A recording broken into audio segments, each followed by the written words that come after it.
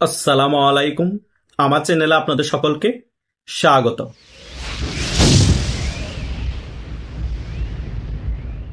বাংলা একটি প্রবাদ আছে, আন্দায় আন্দাজ করে লাঠির চড়ে হাতি মরে। আন্দা আন্দাজ সাইজও জানে না, হাতির সাইজও জানে না। আন্দা মনে করে আমি লাথি মেরেছি, হাতি মরে গিয়েছে বা হাতি ভয় পেয়ে পালিয়ে গিয়েছে। 5ই আগস্ট শেখ হাসিনা সরকার পতনের পর এই আন্দাগুলা, এই শিবিরের মোনাফিকগুলা, এই টোকাই সমন্বয়কগুলা তারা মনে করেছে আন্দোলন করলে, বঙ্গভবন ঘেরাও করলে রাষ্ট্রপতি শাহাবুদ্দিন চুপ্পু পদত্যাগ করবে এবং সরকারকে প্রেসার ক্রিয়েট করলে রাষ্ট্রপতি শাহাবুদ্দিন চুপ্পুকে অপসারণ করে ফেলবে। কিন্তু এই আন্দাগুলা অনেক চেষ্টা করার পরেও রাষ্ট্রপতি শাহাবুদ্দিন চুপ্পুকে পদত্যাগ করাতে পারেনি এবং রাষ্ট্রপতি শাহাবুদ্দিন চুপ্পু অপসারণ হননি। সাংবিধানিকভাবে বাংলাদেশে দুজনই এখন শুধু বহাল আছে। একজন হচ্ছেন রাষ্ট্রপতি শাহাবুদ্দিন চুপ্পু, আরেকজন হচ্ছেন সেনাবাহিনীর প্রধান ওয়াকারুজ্জামান। সেনাবাহিনীর প্রধান ওয়াকারুজ্জামান তাদের লোক হওয়ার কারণে সেনাবাহিনীর প্রধান ওয়াকারুজ্জামানকে অপসারণ করানো তেমন বেশি চেষ্টা করে নাই, কিন্তু রাষ্ট্রপতি শাহাবুদ্দিন চুপ্পু ছিল তাদের মেইন টার্গেট। অনেক অপমান করেছে, অনেক অপদস্থ করেছে, জাস্ট বাধ্য হয়ে যাতে পদত্যাগ করুক। এবং নাকি গৃহবন্দীও রাখা হয়েছে, নজরবন্দিও রাখা হয়েছে। এত কিছু করার পরও রাষ্ট্রপতি শাহাবুদ্দিন চুপ্পুকে তারা নরম করতে পারেনি। শেষ পর্যন্ত তারা রাষ্ট্রপতি শাহাবুদ্দিন চুপ্পুর কাছে নত হতে হলো। এই কিছুদিন আগে মলম হাসনাত একটি বক্তব্য বলেছে, জুলাই সনদপত্রের আদেশ জারিতে যদি রাষ্ট্রপতি শাহাবুদ্দিন চুপ্পুর সিগনেচার আসে বা সিগনেচার তিনি করে বা ওনাকে দিয়ে করাতে হয়, তাহলে আমাদের সকল সমন্বয়কদেরকে, সকল এনসিপি নেতাদেরকে যারা জুলাই যুদ্ধে আছে তাদেরকে বুড়ি গঙ্গায় ডুবে মরা উচিত। আরে ভাই, এই বৃহস্পতিবারে তো রাষ্ট্রপতি শাহাবুদ্দিন চুপ্পু জুলাই সনদপত্রের আদেশ জারি করেছেন। এখন তাহলে তোমরা সকল জুলাই যোদ্ধা, টোকাই সমন্বয়ক সহ এনসিপি নেতারা সব বুড়ি গঙ্গায় ডুবে মরো। দেখি তোমাদের কথার কত জোর। এই টোকাইগুলা মাইক পাইলে শুধু গালবাজি করতে পারে, কাজের কাজে কিছুই হয় না। রাষ্ট্রপতি শাহাবুদ্দিন চুপ্পু সকল খেলায় ওনার হাতে রেখেছিল। এই জুলাই সনদের আদেশ জারি ওনার হাতেই ছিল। ওনার সাথে অনেক বৈঠক করার পরে বাধ্য হয়ে ওনার হাতেই সিগনেচারটা করাতে হয়েছে। তিনিই সিগনেচার করেছে। এটা লজ্জার, তোমাদের জন্য লজ্জা। এত চেষ্টা করেও তোমরা রাষ্ট্রপতিকে অপসারণ করাতে পারোনি। এত অপমান অপদস্থ করার পরও রাষ্ট্রপতিকে পদত্যাগ করাতে পারোনি। শেষ পর্যন্ত রাষ্ট্রপতির সিগনেচারে তোমাদের জুলাই সনদপত্র আদেশ জারি হলো। এই তো স্বৈরাচারিত কিন্তু এই রাষ্ট্রপতিকে নিয়োগ দিয়েছিল, তাই নয় কি? এই স্বৈরাচারিত তোমাদের সেনাবাহিনীর প্রধান ওয়াকারুজ্জামানকে নিয়োগ দিয়েছিল, তাই নয় কি? এই সেনাবাহিনীর প্রধান ওয়াকারুজ্জামান এই সরকারকে টিকিয়ে রেখেছে। আবার তোমাদের জুলাই সনদপত্র আদেশ জারি করেছে এই রাষ্ট্রপতি শাহাবুদ্দিন চুপ্পু। দুজনই কিন্তু ওই স্বৈরাচার ফেসিস্ট শেখ হাসিনার নিয়োগকৃত। এটা তোমাদের জন্য লজ্জা। গালবাজি করে সকল জায়গায় জিতা যায় না, বাস্তবতা মেনে নিতে হয়। তোমরা চেয়েছিলে এই প্রধান উপদেষ্টা ডক্টর ইউনূসকে দিয়ে জুলাই সনদপত্র আদেশ জারি করতা, তারপরে তোমরা কি করতে, একটা আন্দোলন করতা, বাধ্য করতা সরকারকে রাষ্ট্রপতি শাহাবুদ্দিন চুপ্পু এবং ওয়াকারুজ্জামানকে যাতে অপসারণ করা হয়। তারপরে তোমরা ওই সংবিধান ছুঁড়ে ফেলে দিতা, নতুন সংবিধান তোমরা নিজেরা বানাইতা। এই ডক্টর ইউনূসকে রাখতা তোমরা রাষ্ট্রপতি, তারপরে তোমরা ক্ষমতায় আজীবন থাকতা, তোমরাই যা বলতা তাই আইন। এই প্ল্যান করছিল, রাষ্ট্রপতি সেটা হতে দেয়নি। রাষ্ট্রপতির হাতেই কিন্তু তোমাদের জুলাই সনদপত্র আদেশ জারি হয়েছে। তাই রাষ্ট্রপতির হাতে যে অনেক খেলা আছে আমি বলেছিলাম, এটাও সেই খেলার মধ্যে একটা। বাধ্য, কিছু করার নাই।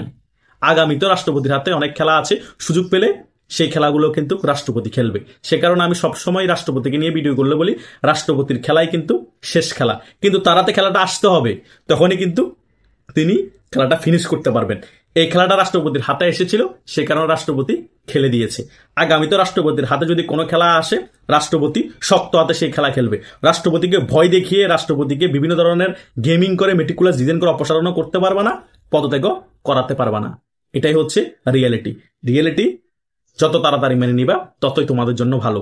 কারণ তোমরা যে গালবাজি করো এটা প্রমাণ হয়ে গিয়েছে। কারণ তোমরা এখন রাষ্ট্রপতির হাতে আদেশ জারি হয়েছে, জুলাই সনদপত্র, এখন তোমরা কেউ কিন্তু তোমাদের কথা মতো বুড়িগঙ্গার মধ্যে ডুব দিয়ে মরবা না। কারণ হাসনাত, তুমি নিজেই বলেছ, তোমার বক্তব্য ইউটিউবে আছে, তাই নয় কি? এটাই হচ্ছে বাস্তবতা। স্বৈরাচার যতই বলো, সকল জায়গায় কিন্তু বাংলাদেশে স্বৈরাচার বিদ্যমান। বাংলাদেশ যতদিন থাকবে, যতদিন কিয়ামত হবে না, শেখ হাসিনার আওয়ামী লীগ, বঙ্গবন্ধুর আওয়ামী লীগ বাংলাদেশে বিদ্যমান থাকবে।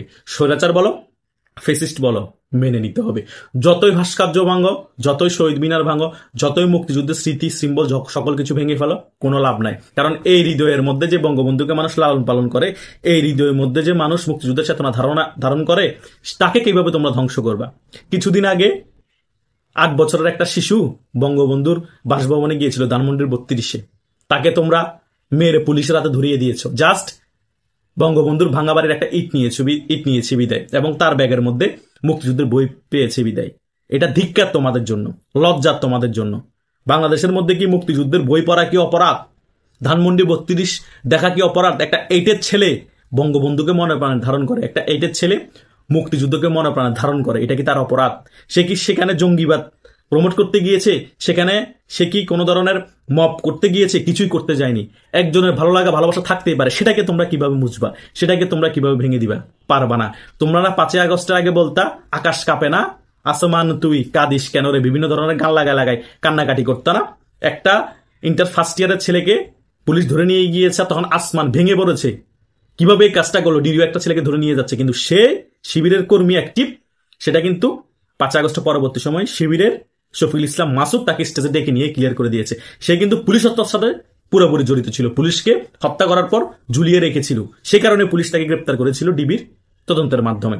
তখন কিন্তু তোমরা সমালোচনা করেছিলে। এখন ক্লাস একটা 8-এর ছেলেকে ভয় দেখিয়ে মেরে, তার ব্যাগের মধ্যে শুধু মুক্তিযুদ্ধের বই আছে যে সে বঙ্গবন্ধু 32-এর ধানমন্ডি 32-এর বঙ্গবন্ধুর বাড়ির ইট নিয়েছে বিদায়, তাকে পুলিশে দিয়েছে। এখন কিন্তু আসমান কাঁপে না, ধনও কাঁপে না, তাই না? তখন কিন্তু তোমাদের আসমান ধন সবকিছু কেঁপে গিয়েছিল। এটাই হচ্ছে রিয়েলিটি। রাজাকারের বাচ্চারা তাদের অপরাধকে ঢেকে ফেলতে পারে, অপরাধকে তারা পজিটিভ ভাবে মানুষের কাছে প্রচার করে এমন ভাবে দেখায় যাতে তারা রাইট, কিন্তু অন্যরা অপরাধ না করলেও তারা রাইট থাকলেও তাদেরকে এমন ভাবে প্রমোট করে যে তারাই অপরাধী। কারণ মুক্তিযুদ্ধের বই রাখাটাই মনে হচ্ছে অপরাধ, ধানমন্ডি 32-এর থেকে ইট নেওয়াটাই হচ্ছে অপরাধ। কিন্তু তাদের শিবিরের কর্মী পুলিশকে মেরে ঝুলিয়ে দিয়েছে যে সেটা জিহাদ, সেটা অপরাধ না। সে ছোট হলো, সে বড় যোদ্ধার কাজ করেছে, তাকে যোদ্ধা বানিয়ে দেওয়া হচ্ছে। এটাই হচ্ছে শিবির আর মুক্তিযুদ্ধের সপক্ষে শক্তির পার্থক্য। মুক্তিযুদ্ধের সপক্ষে শক্তির যারা, তারা পড়াশোনায় বিশ্বাসী, তারা জঙ্গিবাদে বিশ্বাসী না। আর শিবিরের কর্মীরা পড়াশোনায় বিশ্বাসী হলো, পড়াশোনার পাশাপাশি তারা জঙ্গিবাদে বিশ্বাসী। তাদের সাথে মুক্তিযুদ্ধের সপক্ষে শক্তির তরুণদের সাথে এই পার্থক্য। বাংলাদেশের যেগুলো মুক্তিযুদ্ধের সপক্ষে শক্তির তরুণরা আছে, তারা পড়াশোনা করে, তারা জঙ্গিবাদকে কিভাবে রুখে দিতে সেটাও জানে। কিন্তু এই শিবিরের কর্মী তারা ট্যালেন্টেড হলো, পড়াশোনা করলো, তার জঙ্গিবাদকে রুখে দেয় না, বরং জঙ্গিবাদ প্রমোট করে। আর তারা মুনাফিকি কার্যকলাপের সাথে জড়িত থাকে। সে কারণে তো বাংলাদেশের সকল সাংবিধানিক কাঠামো ধ্বংস করে দিয়েছে তারা। দুটাই সাংবিধানিক পদ আছে, রাষ্ট্রপতি এবং সেনাবাহিনী প্রধানের, ওইটাও তারা ধ্বংস করে দিতে চেয়েছিল। সে কারণে অনেক অপমান অপদস্থ করেও তারা রাষ্ট্রপতি শাহাবুদ্দিন চুপ্পুকে পদত্যাগ করাতে পারেনি। শেষ পর্যন্ত চেয়েছিল জুলাই সনদপত্র আদার জারির ক্ষেত্রে যাতে রাষ্ট্রপতি সিগনেচার করতে না পারে, সেটাও চেয়েছিল, কিন্তু বাধ্য হয়ে করতে হয়েছে, কিছুই করতে পারেনি। এটা হচ্ছে আল্লাহর বড় খেলা, আল্লাহর মায়ের বড় মায়ের। রাষ্ট্রপতি শাহাবুদ্দিন চুপ্পুই তোমাদেরকে শেষ শিক্ষা দিয়ে ছাড়বে যদি ওনার হাতে শেষ খেলাটা যায়। একটু অপেক্ষা করুন। বাধ্য হয়ে রাষ্ট্রপতি শাহাবুদ্দিন চুপ্পুর কাছে অনেক কাজ নিয়ে যেতে হবে, বুঝতে পেরেছেন? রাষ্ট্রপতি চুপ্পু কোনো ধরনের প্রতিবাদ করবে না, অকপটে সেগুলা সাইন করবে, কোনো সমস্যা নাই, বুঝতে পেরেছেন? রাষ্ট্রপতি শাহাবুদ্দিন চুপ্পু ভালো করে জানে কোন বিষয়গুলো ওনার কাছে যাবে এবং কোন বিষয়গুলো উনি সিগনেচার করতে হবে। তাই অপমান করো, অপদস্থ করো, ভয় দেখাও, মেরে ফেলার চেষ্টা করো, কোনো লাভ নাই। উনি বঙ্গবন্ধুর আদর্শের সৈনিক, তিনি নিজেই তার বক্তব্য অনেকবার বলেছেন। তাই বঙ্গবন্ধুর আদর্শের সৈনিকদেরকে ভয়ভীতি দেখিয়ে দমাতে পারবেন না, সেটা প্রমাণ করে দিয়েছে রাষ্ট্রপতি শাহাবুদ্দিন চুপ্পু। তাই রাষ্ট্রপতি শাহাবুদ্দিন চুপ্পুর খেলা যে শেষ খেলা, আমি এতদিন ধরে যে বলেছি সেটা ভুল বলিনি, এখন কিন্তু প্রমাণিত আস্তে আস্তে হয়ে যাচ্ছে। আপনাদের যদি কোনো মতামত থাকে আপনারা কমেন্ট করে জানাতে পারেন। ধন্যবাদ সকলকে।